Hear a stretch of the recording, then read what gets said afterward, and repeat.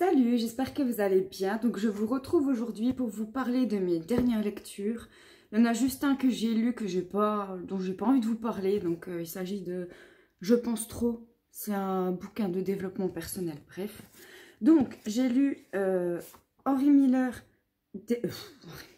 J'ai lu d'Henry James, Daisy Miller, d'Hermanès Les Contes Merveilleux, de Marthe Robert, Livre de lecture, et de Freud. Non, pas de Freud, mais Freud pour débutants.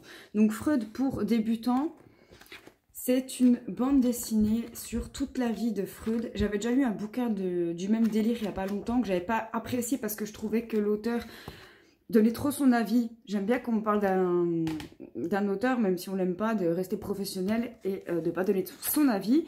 Dans ce bouquin-là, c'est ce qui se passe. Donc, le bouquin commence...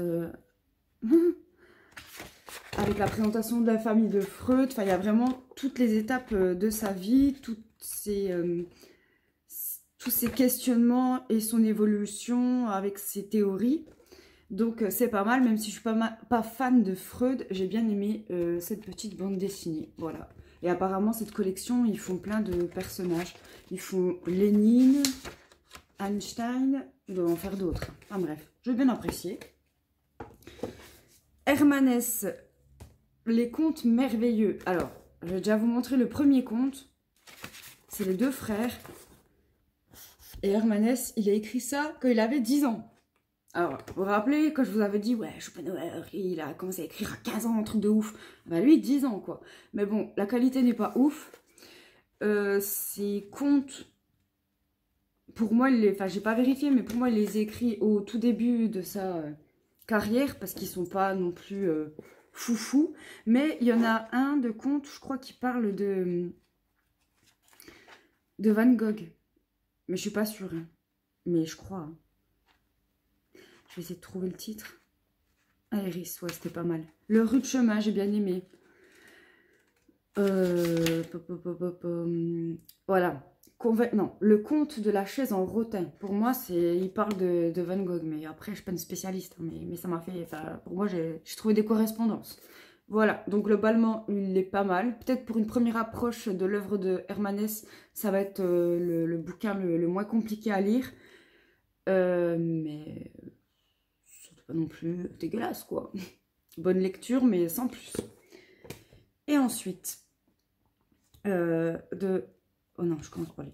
D'Henry James, Daisy Miller, courte nouvelle de la même taille que Le Menteur que j'avais pas trop apprécié, mais pour le coup, Daisy Miller, j'ai bien aimé.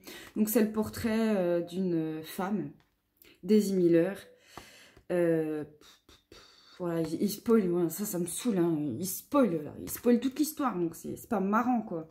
Et en gros, voilà, elle dragouille un peu tous les mecs parce qu'elle sait qu'elle est belle. Il y en a un qui tombe amoureux, il y en a un autre aussi, mais... Enfin, voilà, c'est le portrait d'une femme qui a la cote. Donc, j'ai bien aimé. Et le dernier, voilà, La Blague, donc de Marthe Robert, Livre de lecture. Donc, Marthe Robert est traductrice. Elle a notamment traduit Goethe et Kafka, donc de allemand à français. Et là, c'est un essai, mais un essai très décousu. Moi, je trouve qu'il n'est pas très... Voilà, ouais, vous m'avez compris, il n'est pas très...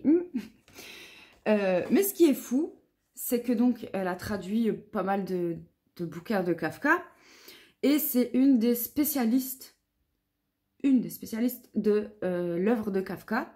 Et dans cet essai, mais en fait, fallait pas l'appeler livre de lecture, fallait l'appeler Kafka parce que elle parle que de Kafka. Et ça m'a un peu saoulée parce qu'elle m'a spoilé 2-3 trucs, mais du coup j'ai taqué envie de lire Un artiste du jeûne. Et j'ai ma réponse concernant la métamorphose où elle stipule dans un passage que Kafka ne voulait absolument pas qu'on mette une illustration sur ses couvertures et encore moins sur celle de la métamorphose. Et apparemment Flaubert aussi avait un problème avec les illustrations. Bref, mais ça s'explique pour la métamorphose parce que s'il veut pas qu'on représente le personnage principal, c'est parce qu'il veut pas que le lecteur devine quel point de vue Kafka a voulu donner à ce bouquin. si c'est un insecte ou si c'est un être humain qui devient fou et qui se prend pour un insecte. Enfin bref, je repars dans mes délires. Mais belle surprise parce que j'avoue que je l'ai pris au hasard, ce petit bouquin. Je me suis dit, oh, il est pas épais, je vais le lire en une petite heure. Voilà, je voulais changer un peu, j'avais pas envie de lire un roman. Et pour le coup, bah, belle surprise, voilà. Donc, bah, c'est tout pour mes dernières lectures. Et je vous dis à bientôt. Là, je suis en train de songer à vous faire le book haul d'Emmaüs, hein, parce que j'ai eu des belles pépites. Donc voilà, je vous retrouve bientôt. Belle journée à vous tous.